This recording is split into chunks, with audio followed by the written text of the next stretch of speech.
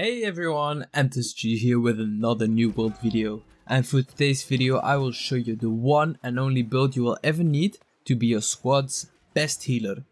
We will go in depth on the attributes you will need, the skill order and your main abilities, as well as the appropriate armor and gems you will be needing for this build. So let's not waste any time and get straight into the video. Enjoy!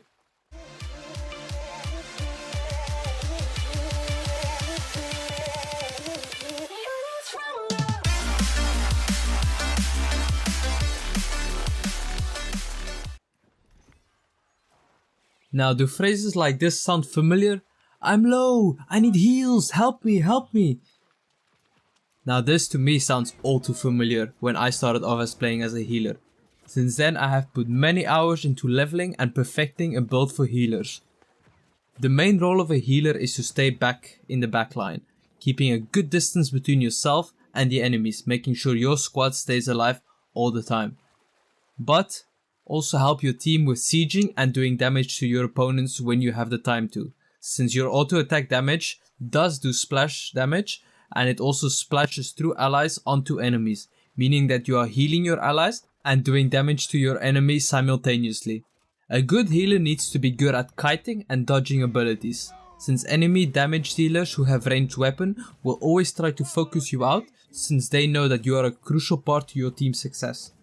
Now, to make kiting and dodging abilities easier for you to do, you are going to want to run a combination of light and medium armor to stay under the threshold of the medium weight to have the ability to dodge roll. Now for the attributes. You want to start off by putting 50 points into Constitution to give yourself some additional health and also have the bonus of having 20% stronger health consumables.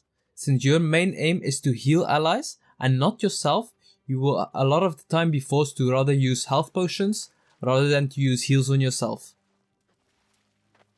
Then all your other points you will put into Focus, which is your primary attribute for the Life Staff. Now for this build, my secondary weapon will be the Ice Gauntlet, and even though it scales of intelligence, you don't want to put any points into it, since your main aim as a healer is to be the healer. The Ice Gauntlet is just used for defensive purposes, but we will get into that a bit later in this video. Now for the build path in the Life Staff skill tree, our three main abilities will be Divine Embrace, Sacred Ground and Orb of Protection. The third skill in my opinion is replaceable and depends on preference. But my logic behind taking Orb of Protection over something like Splash of Light or Beacon is that the cooldown of Orb of Protection is very short and it provides, in my opinion, more value than the other abilities. I will also show you the order in which you will skill your Life Staff from your first level to your last one until you fully max it out. Now let's get a bit deeper into the passives and which passives you will be taking and why they are important. The most important passives on the Life Staff are Blissful Touch. Basically, all your lights attack will heal you and your allies for 20% of your weapon's damage when the attack passes through them. Next we have Revitalize. Any successful light attack which you do will reduce all your cooldowns by 5%. Now I cannot stress this enough, but this passive comes in very handy, especially if you have really good accuracy. Then we have Bent Light. So after a dodge, your heals are more effective by 20%. This also includes any damage which you output with your auto attacks and your damage abilities, for example Orb of Protection. Then the last very important passive we have is Sacred Protection. This gives your group members an increase of 10% base health when you are holding a Life Staff. Now let's take a look into the ultimate passive ability, which is Divine Blessing. So when you and your allies are under 50% health, your heals, which you output, is 30% more effective towards them. This is really overpowered in my opinion, and a must take. Now for the secondary weapon, in my opinion this can come down to personal preference, and as long as you put some good logic behind your choice, I don't think you can go wrong with any weapon. But for me, I went with the Ice Gauntlet because of its great abilities. But there was a time where I would run the Hatchet just because of the ultimate, which is Defy Death. but I found more value out of the Ice Gauntlet, to be completely honest with you. I am by no means an Ice Gauntlet expert, and I have not even come close to maxing this weapon out, but I enjoyed the support it provided for my team and myself. 3 main abilities I'm using on it is Ice Shower, Entombed, and Ice Storm.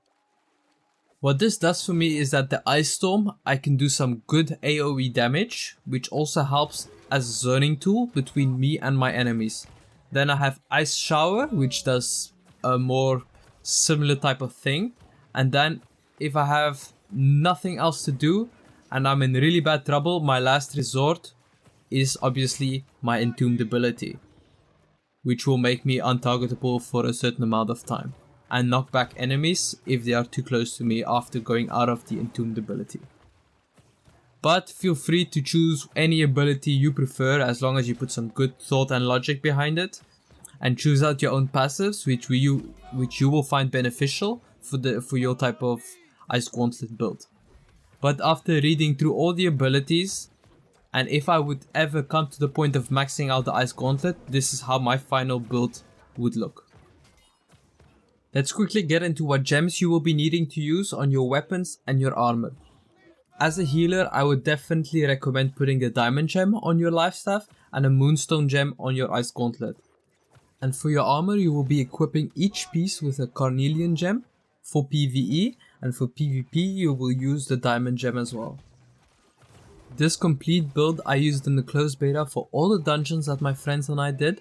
I also used it for some wars, and all I can say is that I had a lot of fun and success with this build.